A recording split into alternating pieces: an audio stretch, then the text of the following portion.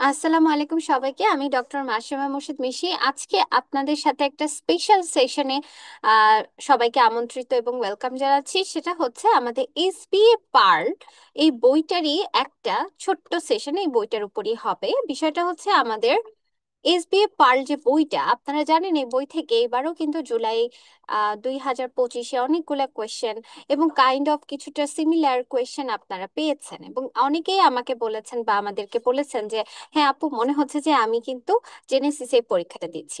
তো বিষয়টা হলো এরকম, এই বইটা অনেকটা আমরা যেভাবে রেডি করেছি, বইটা কিন্তু কাইন্ড অফ আমাদের সব মেন্টরদেরই একটা কষ্টের একটা ফল। তো বইটা বারবার করে আমরা হচ্ছে নতুন এডিশন এনে এটাকে আরো আপডেট করার চেষ্টা করি প্রত্যেক বছরই। এবার এসেছে এটা নতুন এডিশন, সেটা হচ্ছে ফোর্থ এডিশন। এবং আপনারা দেখতেই পাচ্ছেন বইটা যা দেখতে যতটা সুন্দর, ভেতরের কন্টেন্টটা তার থেকেও বেশি সুন্দর। তো আমাদের আপনাদের প্রিপারেশনকে অন্যতম ভাবে ঝালাই করার জন্য আমাদের এসবিএ পার্লের কিন্তু কোনো বিকল্প নেই। এবং আমি সবসময় বলে আসছি যে আপনারা যদি এফসিপিএস দিতে চান, তাহলে অবশ্যই আপনাদেরকে মেইন বই দত্ত এবং আমাদের শীটের পাশাপাশি একটা বই না পড়লেই নয়, সেটা হচ্ছে আমাদের এসবিএ পার্ল। এবং এসবিএ পার্লটা কিন্তু আমাদের সব মেন্টরদেরই একটা যুগ্ম কষ্টের একটা ফল। সো এটা যদি আপনি মানে এই বইটা যদি আপনি আত্মস্থ করতে পারেন, তাহলে দেখবেন একাধারে আপনার যেমন হচ্ছে আহ ক্যাথরিন পড়া লাগবে না, কারণ ক্যাথরিনের কোয়েশ্চেন গুলো আমরা এখানে ইনক্লুড করেছি। তো বিষয়টা হচ্ছে আপনারা এই বইটার মাধ্যমে কিন্তু আপনাদের প্রিপারেশনটা যে কোনো সাবজেক্টে কেমন হয়েছে সেটা কিন্তু আপনারা ইজিলি বলতে পারবেন। তো বুঝতে পারবেন। তো আমাদের পড়ার টেকনিকটা আমি আপনাদেরকে ক্লাসের শেষে বলছি। এটা অ্যাকচুয়ালি ক্লাস না, এটা জাস্ট একটা সেশন, জাস্ট একটা ডিসকাশন অন এসবিএ পার্ল বুক। তো আমাদের আজকের টপিক হচ্ছে এন্ডোক্রাইন এন্ড ক্লিনিক্যাল এন্ডোক্রিনোলজি। এটা আমাদের খুবই প্রিয় একটা টপিক। আমরা জানি যে এন্ডোক্রাইন জিনিসটা হচ্ছে এরকম যে যেখান থেকে এবারও, এবং নট এবার মানে নট অনলি এবার, এটা হচ্ছে বাট অলসো অলওয়েজ, মানে অলওয়েজ প্রত্যেকটা সেশনে আপনি এন্ডোক্রাইন থেকে কোয়েশ্চেন পাবেন এবং এই জায়গা থেকে আপনি অনেকখানি আনসার আপনার মানে দিয়ে আসতে হবে। এবং জানেন যে এই জায়গা থেকে পেইড কোয়েশ্চেন আসে এবং এই টপিকটা অনেক অনেক ইম্পর্টেন্ট অ্যাজ ওয়েল। সো এই জিনিসটা যেহেতু এতটা important, it is very very very important topic, and we have to study it very very very importantly. And আমাদের এই জায়গাটাতে এতটা ইম্পর্টেন্স দিয়ে পড়তে হবে, এমফাসাইজ দিয়ে পড়তে হবে এন্ডোক্রাইন। সো আমাদের এন্ডোক্রাইনের কিন্তু প্রিপারেশন ঝালাই করার ক্ষেত্রে এসবিএ পার্লের কোনো বিকল্প নেই।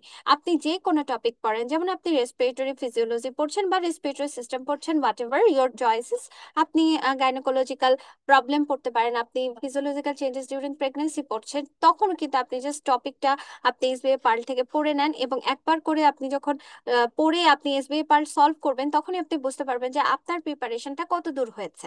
তো আমাদের কিন্তু পড়ার সিস্টেম এটাই যে প্রথমে আপনি টপিকটা পড়েন, যেখান থেকে আপনাকে পড়ানো হয়েছে সেটা দেখেন। আপনি যদি দত্ত দেখতে চান দত্ত দেখেন, কিন্তু আপনি পড়বেন কিন্তু বেসিক্যালি শীটটা শীটটা আপনি রিভিশন দিয়ে যাবেন। তো শীটটা আপনি রেডি করেন, শীটটা পড়ার পরে আপনি হচ্ছে এসবিএ পার্ল নিয়ে বসেন। যেমন আজকে আমাদের টপিক হচ্ছে এন্ডোক্রাইন এবং ক্লিনিক্যাল এবং বেসিক এন্ডোক্রাইন। আমরা জানি যে এন্ডোক্রাইন থেকে প্রচুর প্রশ্ন আসে এবং এবারও 16 থেকে 20 নাম্বার আপনার শুধু এই বেসিক আর ক্লিনিক্যাল এন্ডোক্রাইন থেকে আসছে। আসলে রিকল ক্লাস নিলে আপনারা তখন বুঝতে পারবেন, কিন্তু আজকে যেহেতু আমাদের এসবিএ পার্লের উপর এক্সক্লুসিভ সেশন, সো এই যে এন্ডোক্রাইন অংশটা কিন্তু আমাদের খুব গুরুত্ব দিয়ে পড়তে হবে। এন্ডোক্রাইন অংশটা যখন আপনি পড়বেন তখন খেয়াল রাখবেন যে আপনাদের যেন এন্ডোক্রাইনের সব বিষয়টা একটা ক্লিয়ার কনসেপ্ট থাকে। ঠিক আছে? তো চলুন আমরা স্টার্ট করি আমাদের ফার্স্ট কোয়েশ্চেনে। সেটা হচ্ছে insulin dependent glucose entry into cardiac muscle by. এখন এই প্রশ্নটা আমাদের এসবিএ পার্ল থেকে করা হয়েছে এবং প্রশ্নটা দেখেন, প্রশ্নটা কিন্তু টোটালি ডিপেন্ডেন্ট অন যে আপনাদের ইনসুলিন ডিপেন্ডেন্ট, যেটা বিষয়টা হচ্ছে এরকম যে ইনসুলিন ডিপেন্ডেন্ট আমাদের cardiac muscle, insulin dependent glucose entry কোন ইয়ে দিয়ে করে, কোন ট্রান্সপোর্টার দিয়ে করে, আমরা কিন্তু এটা জানি এবং আমরা সবাই কিন্তু ইনসুলিন ডিপেন্ডেন্ট যে গ্লুকোজ এন্ট্রিটা ছিল কার্ডিয়াক মাসেলে, সেটা অ্যাকচুয়ালি কিভাবে হয়। ইনসুলিন ডিপেন্ডেন্ট যে সবসময় ট্রান্সপোর্টারের দিকে খেয়াল রাখবেন। আমাদের বিষয়টা হচ্ছে যে ইম্পর্টেন্ট জিনিসগুলোতে আমাদের গুরুত্ব বেশি দিতে হবে। যেমন আমাদের এন্ডোক্রাইন থেকে ইনসুলিন থেকে কিন্তু এবারও প্রশ্ন আসছে, এবং প্রশ্ন যে আসছে প্রশ্নর ক্ষেত্রে খেয়াল করেন যে ইনসুলিন, অ্যান্টি ইনসুলিন ফ্যাক্টর বা হাইপার ইনসুলিনিজম, এই সব জায়গা থেকে বেশি বেশি প্রশ্ন আসে। তো দেখা যায় যে আপনাদের ইনসুলিন জায়গাটা বা ইনসুলিন যে অংশটা, এই জায়গাটা খুব ইম্পর্টেন্ট। যেমন ইনসুলিন সেন্সিটিভ সেল কোনগুলো, ইনসুলিন ইনসেন্সিটিভ সেল কোনগুলা, এই প্রশ্নটা দেখেন, এটা একটা আপনাদের এসবিএ কোয়েশ্চেন, যেখানে বলেছে দেখেন যে আমাদের কোন glucose dependent entry into cardiac muscle by, আমরা জানি যে আমাদের গ্লুট 4 এরা ইনসুলিন সেনসিটিভ সেলগুলা, যেমন আমাদের skeletal cardiac muscle adipose tissue গুলো ইনসুলিন সেনসিটিভ সেল, এগুলাতে অ্যাকচুয়ালি কাজ করে গ্লুট 4। তো গ্লুট 4 এই আনসার হবে গ্লুট 4, এবং আমাদের সাথে সাথে আপনাকে পড়ে নিতে হবে ইনসুলিন সেনসিটিভ সেল কোনগুলা। আমরা কিন্তু এক্সপ্লেনেশনে, বইয়ের এক্সপ্লেনেশনে কিন্তু ইনসুলিন সেনসিটিভ সেলগুলোর নামও দিয়ে দিয়েছে যে স্কেলেটাল কার্ডিয়াক মাসল আর অ্যাডিপোজ টিস্যু। ঠিক আছে, তাহলে দেখেন আপনি কিন্তু ইনসুলিনটা আপনাকে অনেক গুরুত্ব দিয়ে পড়তে হবে বলে আমি এই স্যাম্পল কোয়েশ্চেনটা দিয়েছি, কারণ insulin is a very very important hormone in gynaecology and obstetrics. খেয়াল করেন আমাদের জিডিএম ইনসুলিন দেওয়া হয় এবং এটা ড্রাগ অফ চয়েস, এই জন্য ইনসুলিন সম্পর্কে আদ্যপান্ত আপনাকে জানতে হবে। তো এবারও প্রশ্ন এসেছে ইনসুলিন থেকে, আপনার হাইপার ইনসুলিনিজম এবং অ্যান্টি ইনসুলিন ফ্যাক্টর, এই জন্য আপনার একটা ক্লিয়ার কনসেপ্ট থাকতে হবে। এবং আমাদের স্যাম্পল কোয়েশ্চেন ইনসুলিন, আপনি যখন ইনসুলিন এর কোনো কোয়েশ্চেন এসবিএ পার্ল থেকে সলভ করবেন, তো ডেফিনেটলি আপনার তার আগে তো এন্ডোক্রাইন, বেসিক এন্ডোক্রাইন পড়েই আপনি এসবিএটা সলভ করতে আসবেন। তখন যখন দেখবেন ইনসুলিন রিলেটেড কোয়েশ্চেন, খুব ভালো করে আপনি দেখবেন যে আপনার পড়াটা ঠিক মতো হয়েছে কিনা, আপনি আনসারটা ঠিক মতো দিতে পারছেন কিনা, তারপর আপনি মিলিয়ে দেখেন যে হ্যাঁ এই আনসারটা আমার সাথে মিলছে, আমার তাহলে ইনসুলিন পড়া ভালো মতো হয়েছে। তো ইনসুলিনটা খুব ইম্পর্টেন্ট, ইনসুলিন আমাদের বাদ দেওয়া যাবে না। এখন আসেন যে কোনো হরমোনে মেটাবলিক ইফেক্ট, যে কোনো হরমোন, সেটা হোক গ্রোথ হরমোন, সেটা হোক ইনসুলিন, থাইরয়েড হরমোন অথবা কর্টিসল, আমাদের কিন্তু এই মেটাবলিক ইফেক্ট গুলা খুব খুব ইম্পর্টেন্ট, কারণ মেটাবলিক ইফেক্ট থেকে কিন্তু আমাদের কোয়েশ্চেন আসে। যেমন হচ্ছে যে মেটাবলিক ইফেক্ট অফ গ্রোথ হরমোনের ক্ষেত্রে দেখেন, metabolic effect of growth hormone, যে আমরা জানি গ্রোথ হরমোন কি করে, সিম্পল ভাবে এটা জিনিস মাথায় রাখবেন যে আপনি যখন কোনো হরমোনের যে কোনো ইফেক্ট মনে রাখবেন, তখন আপনাকে জানতে হবে যে হরমোনটা সুগার বাড়ায় না কমায়। গ্রোথ হরমোন ব্লাড সুগার বাড়ায়, এটা ডায়াবেটোজেনিক হরমোন। আমরা জানি সব হরমোন ব্লাড সুগার বাড়ায় এক্সেপ্ট ইনসুলিন। তাহলে সুগারের উপর এর কাজ কি, আমরা যেহেতু মেটাবলিক এফেক্ট পড়ছি, তো সবার আগে আমাকে জানতে হবে যে সুগারের উপর গ্রোথ হরমোনের কাজ কি। গ্রোথ হরমোন ব্লাড সুগার বাড়ায়। আর এদিকে আসেন প্রোটিন, গ্রোথ হরমোন প্রোটিনের উপর কাজ কি, গ্রোথ হরমোন প্রোটিনকে সিনথেসিস করে। Growth hormone increases protein synthesis. আর এদিকে আসেন ফ্যাট, গ্রোথ হরমোন লাইপোলাইসিস করে, মানে ফ্যাটকে ভাঙে। ফ্যাটকে যদি আপনি ভাঙেন তাহলে ফ্রি ফ্যাটি অ্যাসিড বেড়ে যাবে। তাহলে এই যে এই জিনিসগুলা খুবই সিম্পল কোয়েশ্চেন, কিন্তু এটা কিন্তু ভেরি ভেরি ইম্পর্টেন্ট। কেন ইম্পর্টেন্ট, কারণ আপনি যখন মেটাবলিক ইফেক্ট পড়তে যাবেন, আপনি যদি নেট ইফেক্ট না জানেন, মানে সুগার বাড়ায় না কমায়, প্রোটিন বাড়ায় না কমায়, ফ্যাট বাড়ায় না কমায়, এসব যদি আপনি না জানেন, তাহলে কিন্তু আপনি মানে কোয়েশ্চেন জ্ঞানের যে ইমপ্লিকেশন কোয়েশ্চেনের উপর, সেটা আপনি পারবেন না। Metabolic effect of growth hormone, দেখেন এখানে বলেছে প্রথম option, it metabolise the protein.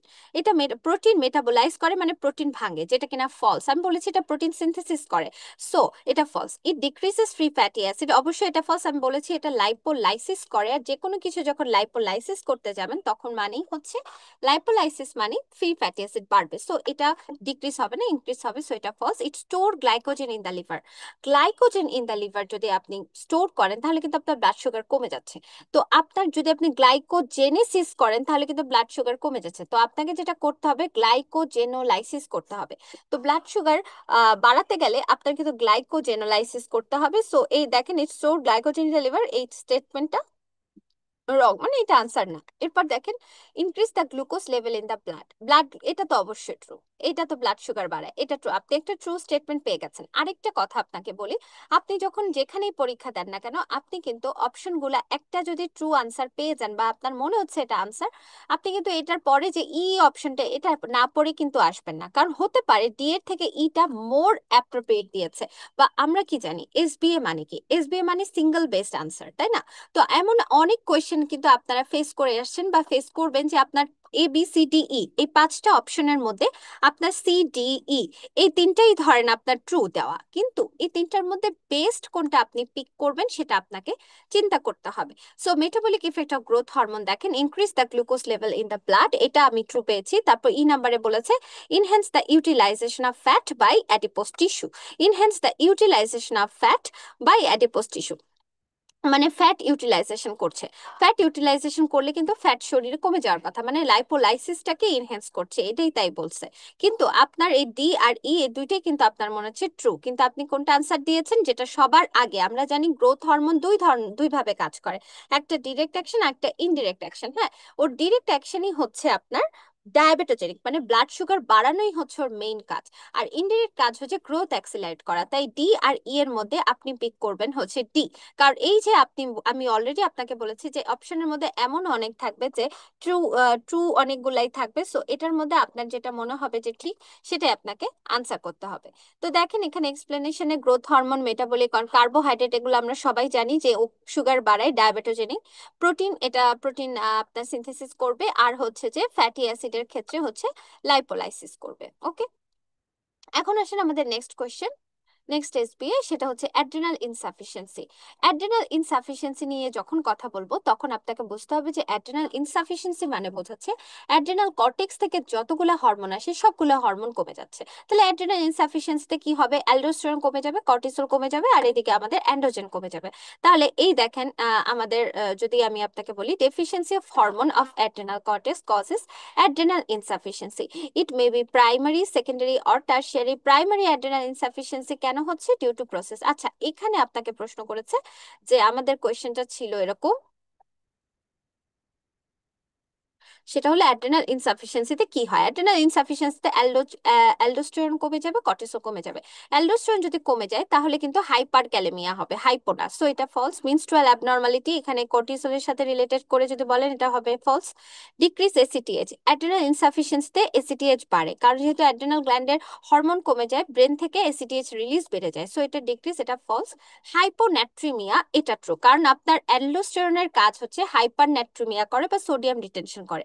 যদি অ্যালডোস্টেরন আপনি কমায় দেন তাহলে সোডিয়াম কমে গিয়ে হাইপোন্যাট্রিমিয়া হবে। সো হাইপার টেনশন, অ্যালডোস্টেরনের কারণে হাইপার টেনশন হয়, তাই হাইপার টেনশন কিন্তু অ্যালডোস্টেরন কমে যাওয়ার কারণে হবে না, এটা অ্যাকচুয়ালি হবে হাইপোটেনশন। খেয়াল করেন, আপনি খালি কিছুই না, অ্যাড্রেনাল ইনসাফিসিয়েন্সি যখন মিলাবেন তখন খেয়াল করবেন অ্যালডোস্টেরন কমে যাচ্ছে, তাহলে অ্যালডোস্টেরন কি কি করে? অ্যালডোস্টেরন যা যা করে সেগুলো কিন্তু কমে যাবে, যেমন সোডিয়াম ওয়াটার এগুলা বাড়াচ্ছে, ব্লাড প্রেশার বাড়াচ্ছে, পটাশিয়ামকে কমাচ্ছে, তাহলে এটা উল্টোটা হবে।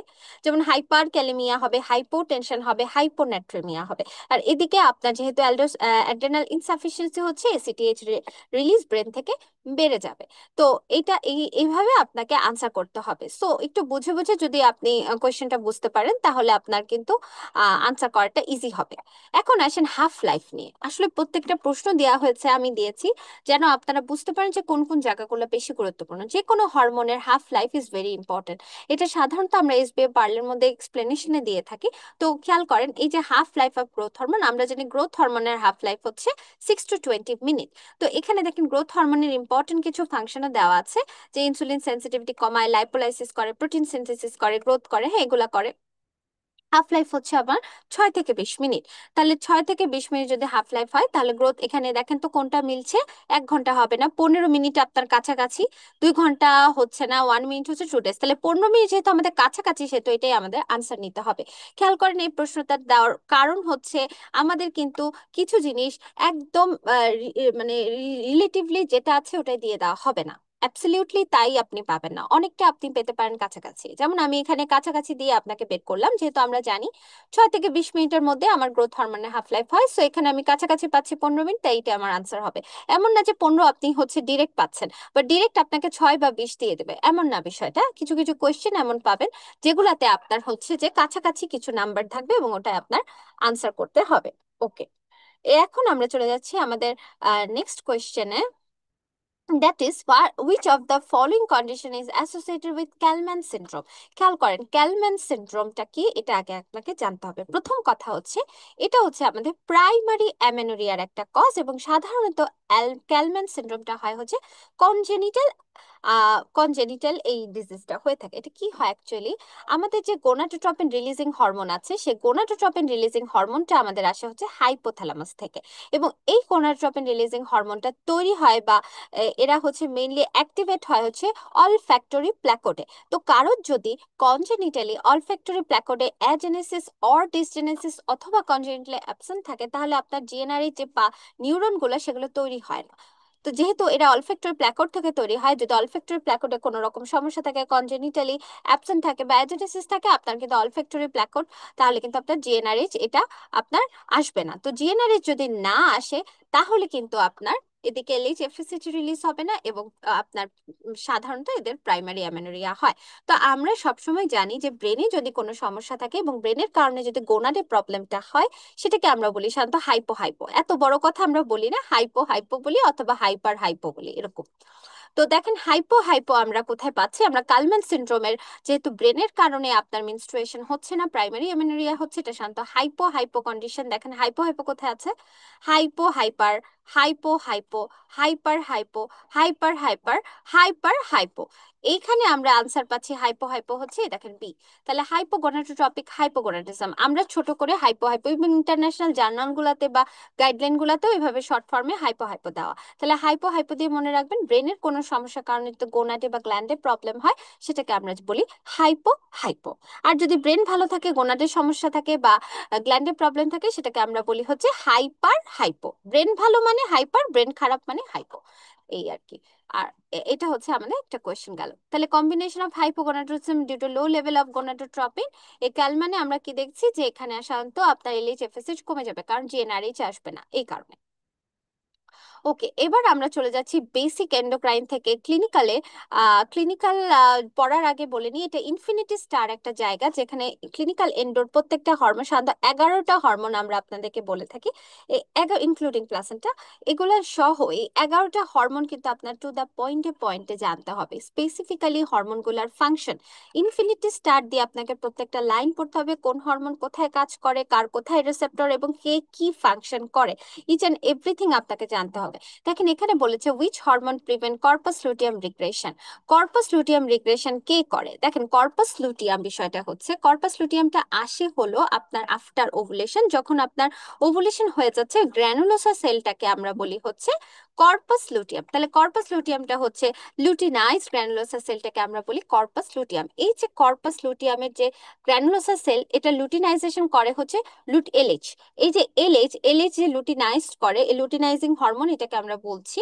তাহলে কর্পাস লুটিয়ামটা হচ্ছে লুটিনাইজেশন করছে, এরা কর্পাস এলএইচ হরমোনটা মানে লুটিনাইজিং হরমোনটা, কর্পাস লুটিয়ামের যে লুটিনাইজেশনটা, সেই প্রসিডিউরটা মেনটেন করছে। তাহলে কর্পাস লুটিয়ামকে মেনটেন করছে হলো একটা মেনস্ট্রুয়েশনের ফেজের ক্ষেত্রে, সেটা হচ্ছে আমাদের এলএইচ। আমরা জানি কর্পাস লুটিয়াম প্রত্যেক সাইকেলে আপনার হচ্ছে যে ডে 23 এর পর থেকে রিগ্রেশন শুরু করে। তো এই রিগ্রেশনটাকে হচ্ছে আপনার কেন হয়, রিগ্রেশনটা কর্পাস লুটিয়ামের যে কোনো সাইকেলে, due to withdrawal of chronic support of LH.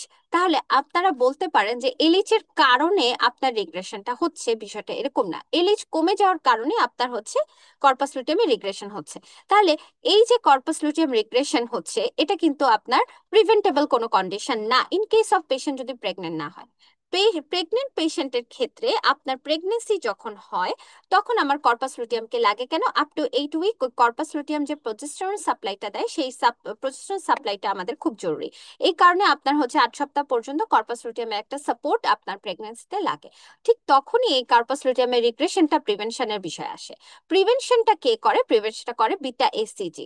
ও যখন সিনসাইশো, যখন একটা ব্লাস্টোসিস্ট আপনার ইমপ্ল্যান্টেশন হচ্ছে এন্ডোমেট্রিয়ামে বা ডেসিডুয়াতে, তখন কিন্তু আপনার সিন্স আউটার সেল মাস তৈরি হচ্ছে, ইনার সেল মাস তৈরি হচ্ছে। ইনার সেল মাসকে আমরা বলছি এমব্রায়োব্লাস্ট, এবং আউটার সেল মাসকে আমরা বলছি প্লাসেন্টা বা ট্রফোপ্লাস্ট। তো এই ট্রফোপ্লাস্ট দুই ধরনের, ভিতরের দিকে সাইটোট্রফোপ্লাস্ট, বাইরের দিকে সিনসাইশিওট্রফোপ্লাস্ট।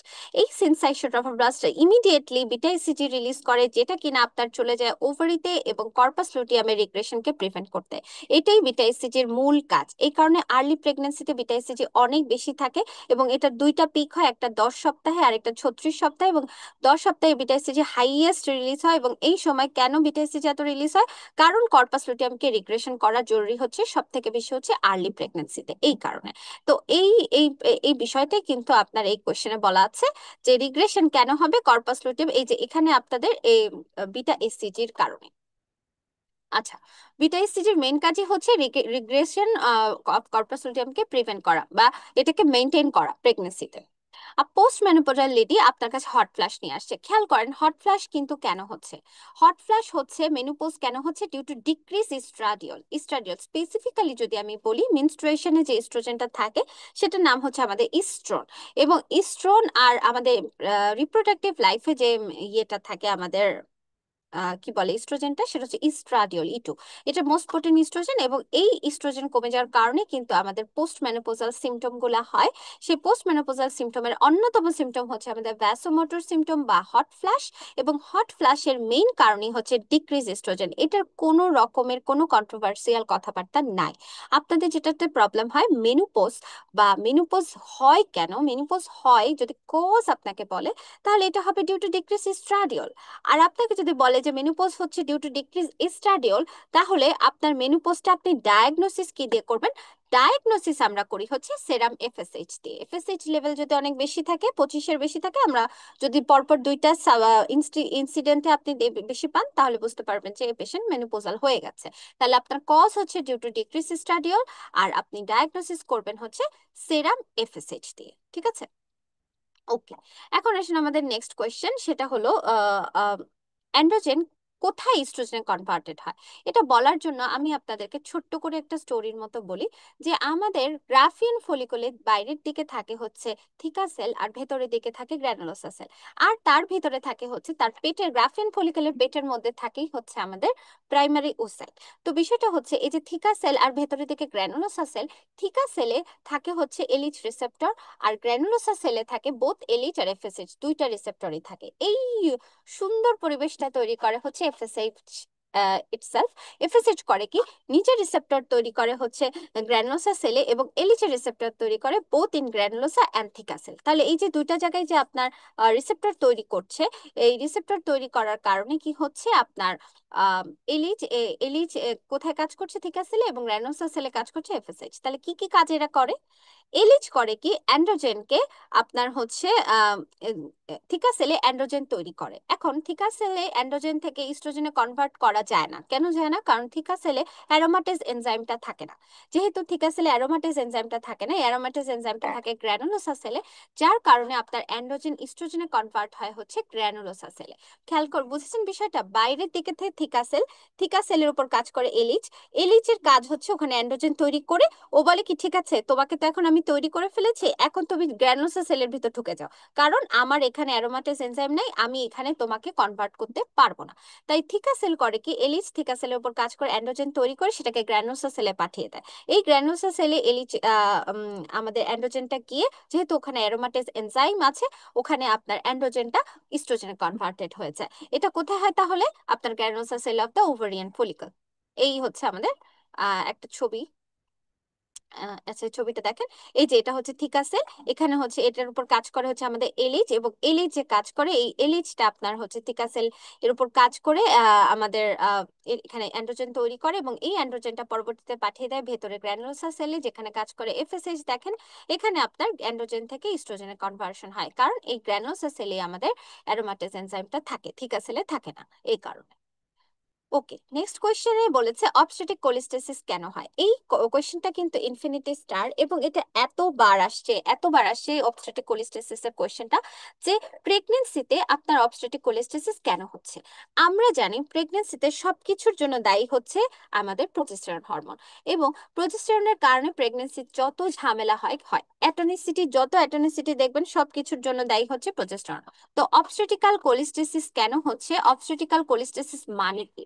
অবস্টেটিক কোলিস্টেসিস মানে হচ্ছে প্রেগনেন্সিতে আসলে আমাদের যে গল ব্লাডার থাকে, এই গল ব্লাডারে বাইল স্টেসিস করে হচ্ছে ইস্ট্রোজেন, আর গল ব্লাডারকে অ্যাটনিক করে হচ্ছে প্রোজেস্টেরন। এই যে বললাম একটু আগে, যত প্রেগনেন্সিতে অ্যাটনিসিটি দেখবেন সবকিছুর জন্য দায়ী হচ্ছে প্রোজেস্টেরন।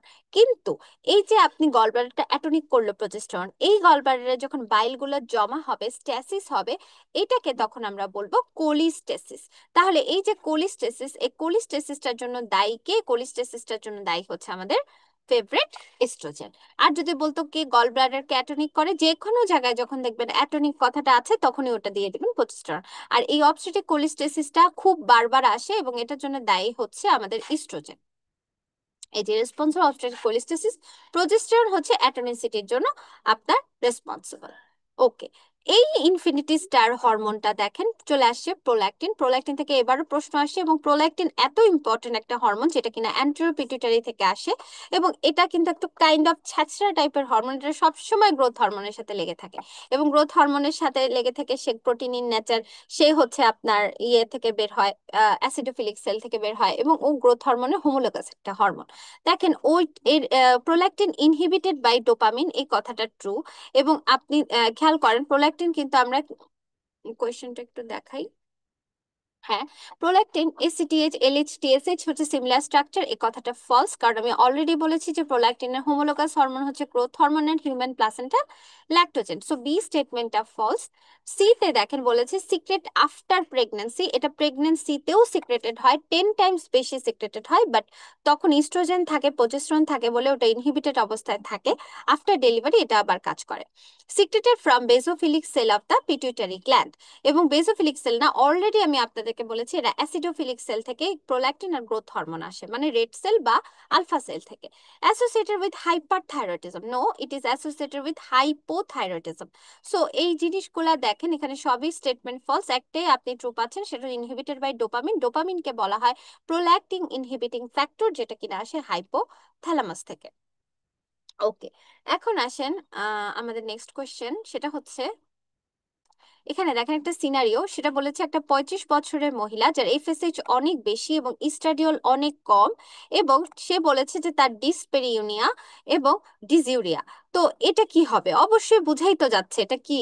এই পেশেন্টের বয়স 35, তাহলে আপনি মেনোপোজাল এজ রেঞ্জে পড়ছে না, কিন্তু পেশেন্টের মেনোপোজ হয়ে গেছে, বুঝতেই পারছেন, এফএসএইচ বেশি মানে ওভারি ফেল করেছে, সাথে ইস্ট্রোজেন কম, মানে বোঝাই যাচ্ছে পেশেন্টের আগে আগে আপনার ওভারি ফেল করছে, এবং আগে আগে 40-এর আগে আগে যদি কারো মেনোপজ হয়ে যায় বা ওভারি ফেল করে, এটাকে আমরা বলি প্রি ম্যাচুর ওভারিয়ান ফেলর অথবা প্রি ম্যাচুর ওভারিয়ান ইনসাফিসিয়েন্সি। নাও আডেইজ ম্যাডামরা বা বিভিন্ন ইন্টারন্যাশনাল জার্নাল অর গাইডলাইনে কিন্তু প্রি ম্যাচুর ওভারিয়ান ইনসাফিসিয়েন্সি কথাটাই আছে, পিওআই। এই কারণে আপনি পিওআইটাও মনে রাখবেন। সো পফ আর পিওআই একই জিনিস। প্রি ম্যাচুর ওভারিয়ান যদি ফেলার মানে 40 বছর আগে যদি কারো ওভারি ফেল করে, সেটাকে আমরা বলবো পফ বা প্রি ম্যাচুর ওভারিয়ান ফেলর। আচ্ছা, এখানে দেখেন এই যে এটা 1% ফিমেলে হয়, যে লেস দেন 40, এবং এই পেশেন্টদের দেখেন এফএসএইচ অনেক বেশি থাকে, মানে মোট কথা মেনোপোজাল সিমটম থাকবে। যেহেতু ইস্ট্রোজেন কমে যাচ্ছে, মানে বুঝতেই পারছেন যে ওভারি কাজ করছে না। কেন ইস্ট্রোজেন কমে যাচ্ছে? এফএসএইচ অনেক বেড়ে যাচ্ছে, এটা দেখে বুঝতে পারবেন ওভারি ফেল করেছে। যদি দেখেন পেশেন্টের এজ লেস দেন 40, তখন বুঝতে পারবেন এটা প্রি ম্যাচিউর মেনোপোজ হয়ে গেছে, মানে it is not a physiological menopause, it's a pathological menopause which is known as premature ovarian failure. Okay. Okay, আমাদের নেক্সট কোয়েশ্চেন, সেটা হচ্ছে thyroid function during pregnancy. Infinity star একটা topic, যে thyroid basic থেকে আসে কম, এই প্রেগনেন্সিতে থাইরয়েডের যে চেঞ্জগুলো হয় সেটা বেশি আসে। থাইরয়েড হরমোনকে আমরা বলছি যে টিএসএইচ, যে হরমোনটা সেটা কিন্তু গ্লাইকোপ্রোটিন হরমোন, এবং এটার সাথে হোমোলোগাস হরমোন আছে আপনার এলএইচ, এফএসএইচ আর টিএসএইচ আর আমাদের এইচসিজি, এরা হচ্ছে হোমোলোগাস হরমোন, সবার আলফা সাব ইউনিট মিলে আছে। তো এখানে বলেছে দেখেন বিটা এইচসিজি ইজ পার্শিয়ালি থাইরোটপিক, অবশ্যই, কারণ এইচসিজি এলএইচ এফএসএইচ আর টিএসএইচ এরা হোমোলোগাস, এবং এদের সবার আলফা সাবইউনিট মিল আছে, তাহলে এরা পার্শিয়ালি থাইরোটপিক, ট্রু। আর আপনাকে বলেছে decrease TSH during first trimester, আপনাকে বলেছে একটা আনসার বের করতে ডিউরিং প্রেগন্যান্সি, টিএসএইচ প্রথম ট্রাইমেস্টারে কমে, এটাও আপনি ট্রু পাচ্ছেন। কি ব্যাপার, এসবিএ কোশ্চেন, কিন্তু আমি দুইটা আনসার ট্রু পেয়ে গেলাম। এখন দেখেন ইনক্রিজ টিবিজি ডিউরিং প্রেগন্যান্সি, এই কথাও true. Beta ACG is completely thyrotropic, একটা ফলস আমি পেয়ে গেছি। কমপ্লিটলি থাইরোট্রপিক না, এটা partially thyrotropic. Increase BMR up to 25% during last trimester, এই কথাটা ঠিক। তার মানে 5টা স্টেটমেন্টের মধ্যে আমি একটা ফলস পাচ্ছি, বাকি 4টাই ট্রু পাচ্ছি। এখন আমাকে তো এস বি আনসার করতে হবে। তো এরকম কিছু প্রশ্ন আপনি পেতে পারেন যেখানে আপনি 4টা ফলস পাবেন, একটা ট্রু পাবেন, অথবা আপনি হচ্ছে 4টাই ট্রু পাচ্ছেন, একটা ফলস পাচ্ছেন। সেক্ষেত্রে কিন্তু শুধু ফলসটাই আপনাকে আনসার দিতে হবে, কারণ আপনাকে তো সিঙ্গেল বেসড আনসার বলেছে। তো এখানে বলেছে থাইরয়েড ফাংশন ডিউরিং প্রেগন্যান্সি, এখানে তো বলেনি যে which is true which is false, এরকম কোনো কথা বলে দেয়নি, বা রিগার্ডিং থাইরয়েড ফাংশন ডিউরিং প্রেগন্যান্সিও বলতে পারে। সেক্ষেত্রে আপনি 5টার মধ্যে 4টা রাইট পাচ্ছেন, একটা ফলস পাচ্ছেন, তাহলে ফলসটাই কিন্তু আপনার আনসার হবে। ওকে। আচ্ছা, নেক্সট কোয়েশ্চেনে যাচ্ছি। আহ সেটা হলো প্রেগনেন্সি হরমোন, সেটা কি ফিটাল ভাস্কুলেচার ইম্পর্টেন্স, মানে এনজিওজেনিক হরমোন কোনটা? ফিটাসের ক্ষেত্রে। খুবই ইনফিনিটি স্টার একটা হরমোন, সেটা হচ্ছে হিউম্যান কোরিওনিক সোমাটোমেমোট্রপিন অথবা হিউম্যান প্লাসেন্টাল ল্যাক্টোজেন। এই হরমোনটা ইনফিনিটি স্টার একটা হরমোন, যেটা সিনসাইশিওট্রফোবাস থেকে আসে, এবং এইটা আপনার গ্রোথ হরমোন এবং প্রোল্যাক্টিনের হোমোলোগাস হরমোন, এবং এই হরমোনটা হচ্ছে প্রোটিন ইন নেচার। এবং হিউম্যান প্লাসেন্টাল ল্যাক্টোজেনের অন্যতম ইম্পর্টেন্ট ফাংশন, যেটা এবারও জুলাইতে আসে, সেটা হচ্ছে এটা একটা অ্যান্টি ইনসুলিন হরমোন। এবং এই হিউম্যান কোরিওনিক সোমাটোমেমোট্রপিন বা হিউম্যান প্লাসেন্টাল ল্যাক্টোজেনের জন্যই কিন্তু আপনার প্রেগনেন্সিতে মোস্ট অফ দ্য পেশেন্টের জিডিএম হচ্ছে, কারণ এ হচ্ছে অ্যান্টি ইনসুলিন। আবার সাথে সাথে ও ফিটাস ভাস্কুলেচারেও ডেভেলপমেন্টে হেল্প করে। সেটা আনসার হবে আপনার হিউম্যান কোরিওনিক সোমাটোমেমোট্রপিন। ওকে, আচ্ছা, এখন আসেন হচ্ছে next question. Beta HCG. HCG এত ইম্পর্টেন্ট ইনফিনিটি স্টার হরমোন, এখানে বলেছে এটা একটা স্টেরয়েড, একটু আগেই বলেছি এটা কিন্তু গ্লাইকোপ্রোটিন, সো এটা ভুল। এক ডিরেক্টলি অন আপনার এক মিনিট কোয়েশ্চেনটা আনি। হ্যাঁ, অ্যাক্ট ডিরেক্টলি, দেখেন বলেছে act directly on uterus to maintain endometrium. এটা কিন্তু আপনার ইউটেরাসের উপর ডিরেক্টলি কোনো কাজ করে না, এন্ডোমেট্রিয়াম মেইনটেন্স। ওর মেইন কাজই হচ্ছে কর্পাস লুটিয়ামকে ও মেইনটেইন করে এবং prevent of regression of corpus luteum. একটু আগে আমরা এটা কিন্তু আলোচনা করেছি। ফর্মড ইন অ্যান্ট্রোপিট্রি অবশ্যই নাও সিনসাইশিওট্রফোবাস থেকে আসে এবং can be detected in urine as early sign of pregnancy. এটা এমনি আপনারা পারবেন, যেটা আনসার হচ্ছে ই। বিটা এসিজি একটা সিনসাইশিওট্রফোবাস থেকে আসে, এটা একটা প্রেগন্যান্সি হরমোন, এটা কিন্তু উইদাউট প্রেগন্যান্সি আপনার বডিতে থাকবে না। ওকে, কারণ এটা আসে সিনসাইশিওট্রফোবাস থেকে। ওকে, আমরা যে প্রেগন্যান্সি টেস্ট করি এটা কিন্তু আমরা হচ্ছে বিটা এসিজি দেখি ইউরিনে। এখন আসেন আমাদের আরেকটা প্রিয় হরমোন, সেটা হচ্ছে ইস্ট্রোজেন। ইস্ট্রোজেন নিয়ে আপনার কিছু কথা বলেছে, যে ইস্ট্রোজেন আপনার হচ্ছে মোস্ট পোটেন্ট ফর্ম হচ্ছে ইস্ট্রিওল, উইচ ইজ ফলস। ইস্ট্রিওল মানে হচ্ছে ই3, এবং ই3 হচ্ছে আমাদের প্রেগনেন্সিতে থাকে। সো ইস্ট্রিওল কিন্তু মোস্ট পোটেন্ট না। আমি একটু আগেই বলেছি ইস্ট্রাডিওল যেটা ই2, সেটা কিন্তু মোস্ট পোটেন্ট। ঠিক আছে, তারপরে দেখেন সাইট অফ প্রোডাকশন সিনসাইশিওট্রফোব্লাস্ট। অবশ্যই না, কোথায় হয় বলেন তো আপু? এটা হচ্ছে আপনার গ্র্যানুলোসা সেলে তৈরি হয় ইস্ট্রোজেনটা। সো এটা ফলস। ইস্ট্রিওল মানে প্রেগনেন্সি ইস্ট্রোজেন, যেটা ফার্স্ট ডিটেক্টেড 9 উইক, এই কথাটা true. At term decrease it's level, টার্মে গিয়ে তো অবশ্যই কমে যাবে ইস্ট্রোজেন, এবং মোলে অনেক বেশি বেড়ে যায়, এটা ট্রু, কারণ আমরা কিন্তু ডাউনে মোলে অনেক বেশি পাবো। দেখেন oestradiol is the most potent form, is gradually increase 30 ন্যানোগ্রামের টার্ম, আর তারপর ডিক্লাইন করে, এবং মোলে এটার লেভেল কিন্তু আপনার কমে যায়, বাড়ে না। ঠিক আছে, তো এই জিনিসগুলা দেখেন যে মূল হাইড্রোটিফর্ম মোলের ক্ষেত্রে দেখবেন যে ইস্ট্রিওল, আমরা কিন্তু ডাউন সিনড্রোমের ক্ষেত্রেও কিন্তু আনকনজুগেটেড ইস্ট্রিওলের লেভেল দেখি, বিটা এসিটি দেখি, তারপর মোলের ক্ষেত্রেও কিন্তু আমরা দেখি এগুলো কিন্তু কমে যাবে। আমরা জানি যে আপনার হচ্ছে হাইড্রোটিফর্ম মোলে বিটা এসিটি যেমন বাড়ে, ইস্ট্রিওল তেমন কমে। আবার এদিকে আপনার হচ্ছে টার্মে গিয়ে ইস্ট্রোজেন কিন্তু আবার একটু আপনার বাড়তে থাকে, মানে টার্মে মোট কথা আপনার এখানে আপনার আনসার যেটা ট্রু সেটা হচ্ছে ইস্ট্রিওল ফার্স্ট 9 উইক, বাকিগুলা সব ফলস। এই নাম্বারে আপনার হবে এখানে ইস্ট্রাডিওল, বি নাম্বারে আপনার এখানে হবে গ্র্যানুলোসা সেল, ডি তে এখানে ইনক্রিজ হবে, আর ই তে এখানে ডিক্রিজ হবে। তো এই হচ্ছে আমাদের ইস্ট্রোজেন নিয়ে কথাবার্তা। আচ্ছা, তো আপনার এই ছিল আমাদের ছোট করে একটা আমাদের এসবিএ পার্ল নিয়ে ছোট করে একটা সেশন। সেটা হলো কয়েকটা কোশ্চেন আমি আপনাদেরকে এন্ডোক্রাইন এবং ক্লিনিক্যাল বেসিক এন্ডোক্রাইন থেকে দেখেছি, এবং আপনাকে বোঝানোর চেষ্টা করেছি যে যেই 15টা টপিক আমি আপনাকে দেখালাম, এই 15টা টপিক থেকে কোশ্চেন আসে, এবারও আসে এবং বরাবরই আসে, এবং এই বইটা আপনাকে হেল্প করবে আপনার প্রিপারেশনটাকে আরো জোরদার করার জন্য, এবং আপনাকে বোঝানোর জন্য যে আপনার প্রিপারেশনটা 100% হয়েছে কিনা।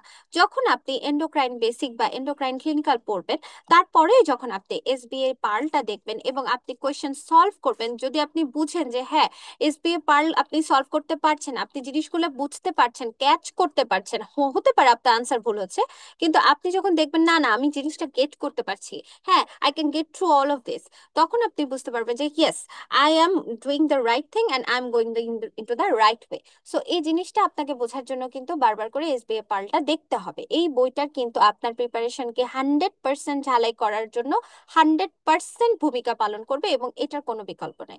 আপনার প্রিপারেশন ভালো মতো কোনো টপিকে হয়েছে কিনা সেটা বোঝার জন্য আপনাকে ওই টপিকটা আগে পড়তে হবে। টপিকটা পড়ার পরবর্তী স্টেজই হচ্ছে আপনাকে এসবিএ পার্ল বইটা থেকে নিজে প্র্যাকটিস করতে হবে, এবং প্র্যাকটিস করে নিজেকে আপনি জাজ করবেন যে হ্যাঁ আমি এখন এই টপিকটা আমার মোটামুটি পড়া হচ্ছে, কারণ আমি কোশ্চেনগুলো বুঝতে পারছি এবং আনসার করতে পারছি। হতে পারে ভুল আপনি আনসার করছেন, কোনো সমস্যা নাই, কিন্তু আপনি জিনিসটা বুঝছেন কিনা যে হ্যাঁ এটা এইটা হয়েছে, এটার কারণে এটার আনসার হচ্ছে। আচ্ছা ঠিক আছে, তাহলে এটা আমি ভুল করছি, তাহলে এটার আনসার ওটা হবে। আপনি যে জিনিসটা বুঝতেছেন কিনা সেটা হচ্ছে দেখার বিষয়। তো এটা হচ্ছে একটা অন্যতম পপুলার প্র্যাকটিসিং বুক, যেখান থেকে কমনও আসে কোয়েশ্চেন এবং আপনার প্রিপারেশনকে 100% আপনার কমপ্লিট করার জন্য কিন্তু এই বইটার কোনো কোনো কোনো বিকল্প নেই।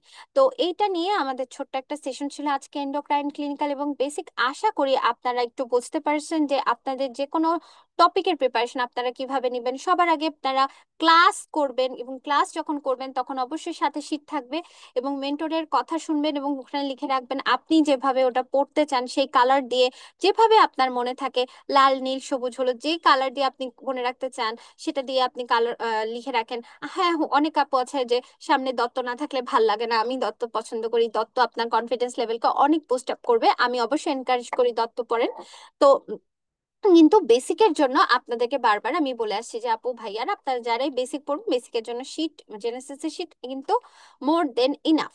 আপনার আর বেসিক বই পড়ে মাথা খারাপ করার দরকার নেই, ক্লিনিক্যাল বই পড়েন। যেমন আপনারা অবসকাইনিতে পরীক্ষা দেবেন, দত্ত পড়েন। তাহলে দত্তটা আপনি পাশে রাখলেন, শীটটা আপনি রেডি করলেন, শীটটা রেডি করলেন, এই শীটটাই কিন্তু পরীক্ষার আগের 2 মাস আপনি রিভিশন দিবেন। তাহলে এই শীটটা আপনি রেডি করলেন, পড়লেন হচ্ছে আপনার বই। ঠিক আছে, এখন আপনার নেক্সট স্টেপ কি হবে? শীটটা পড়ে ফেললেন, শীটটা একবার পড়ার পরে আপনি চলে যাবেন প্র্যাকটিস করতে। সেটা কি, শীটের পিছনে যে কোয়েশ্চেন গুলো আছে ওটা সলভ করবেন এবং আমাদের সবার প্রিয় এসবিএ পার্লের 4th এডিশনটা আপনি সলভ করে ফেলবেন। এবং এখানে অনেক আপুরা সলভ করে আবার বলে যে আপু এই আনসারটা ঠিক আছে না ভুল আছে, হতে পারে কিছু আপনার মিস আপ হয়েছে, প্রিন্টিং মিস্টেক আছে, আমরা আবার এগুলো কারেকশন করে দিই গ্রুপে। তো আপনাদের যেটা হতে পারে হবে যে আপনি পরবর্তীতে এসবিএ পার্ল নিতে নিয়ে যখন বসবেন তখন দেখবেন যে আপনার প্রিপারেশনটা কেমন হচ্ছে। ওই এসবিএ পার্ল সলভের মাধ্যমে আপনি বুঝতে পারবেন যে আপনার কিন্তু হ্যাঁ হ্যাঁ ঠিক আছে, আমার ক্লিনিক্যাল এন্ডো প্রিপারেশনটা তাহলে ভালো হয়েছে, আমি এটার আনসার যেহেতু বুঝতে পারছি, আনসার করতে পারছি, তার মানে আমার একটা ভালো প্রিপারেশন হয়েছে। Okay, now I can switch it to next topic. আমি এখন নেক্সট টপিকে চলে যেতে পারি। তাহলে আমি এন্ডোক্রাইনের মোটামুটি একটা প্রিপারেশন নিয়েছি, এখন তাহলে আমি এখন ফিজিওলজিক্যাল চেঞ্জেস দিয়ে বা গাইনি ফিজিও পড়বো। তো এইভাবে আপনি নিজেকে জাজ করবেন এবং আপনার জাজমেন্ট, আপনার নিজেকে জাজ করার ক্ষেত্রে এবং আপনার প্রিপারেশনকে 100% কমপ্লিট করার ক্ষেত্রে এসবিএ পারলে কিন্তু কোনো বিকল্প নেই। তাহলে এই ছিল আজকে আমার আপনাদের সাথে ছোট্ট একটা সেশন। আশা করি আপনাদের বইটার ইম্পর্টেন্স সম্পর্কে একটা আইডিয়া হয়েছে এবং এই বইটা আপনাদের পরীক্ষার প্রিপারেশনকে ঝালাই করতে কিভাবে হেল্প করতে পারে সেটাও কিন্তু আপনারা বুঝে গেছেন। সো এই টপিকগুলো যেমন important, practising book is also very important. Practice যত বেশি করবেন, কোয়েশ্চেন সলভ যত বেশি করবেন, আপনার ব্রেন তত বেশি অ্যাক্টিভ হবে এবং পরীক্ষার হলে আপনি রাইট আনসার তত তাড়াতাড়ি চুজ করতে পারবেন। আপনি খালি পড়েই যাচ্ছেন কিন্তু কোনো কোয়েশ্চেন বুক বা প্র্যাকটিসিং বুক সলভ করছেন না আপু, তাহলে কিন্তু হবে না। আপনাকে অবশ্যই একটা প্র্যাকটিসিং বুক সলভ করতে হবে, কোয়েশ্চেনের আনসার নিজে দেখতে হবে যে আমি কোয়েশ্চেনের আনসার গুলো দিতে পারছি না, অ্যাজ ওয়েল অ্যাজ আপনাকে ক্লাসগুলো রেগুলার করতে হবে, সাথে সাথে আপনাকে এক্সামও দিতে হবে। সো এক্সাম দিবেন এবং আপনার এক্সাম দেওয়ার পূর্বে আপনার এসবিএ পার্লটা একবার করে পড়ে ফেলবেন। এই ছিল আজকে আপনাদের সাথে আমার ছোট্ট একটা সেশন। সবাই ভালো থাকবেন, সুস্থ থাকবেন। ইনশাল্লাহ আপনাদের সাথে আপনাদের সাকসেসফুল যখন হবেন বা আপনাদের সাকসেস পার্টিতে দেখা হয়ে যাবে ইনশাল্লাহ, সেই আশায় রইলাম। সবাই ভালো থাকবেন, সুস্থ থাকবেন। আল্লাহ হাফেজ।